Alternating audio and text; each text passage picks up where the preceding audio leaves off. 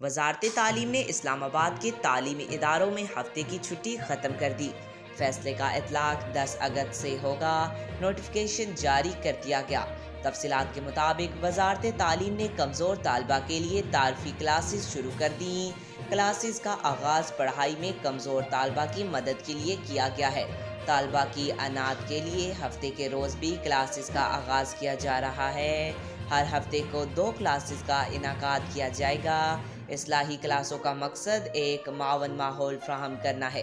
Classes की मदद से तालबा अपनी ज़ुबान और अददी महारतों को बेहतर बना सकते हैं।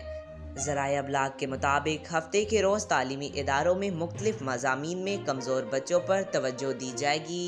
हफ्ते के रोज़ तालबा के लिए मुख्तलिफ गैर नसाबी सरगर्मियों का एहतमाम भी किया जाएगा। ये फ़ैसला सेक्रेटरी वफाकी तालीम और पेशावराना तरबियत के अहकामात पर किया गया है। आज तक के लिए इतना ही। मज़ीद ऐसी मालूमाती वीडियो देखने के लिए हमारे चैनल को सब्सक्राइब करें।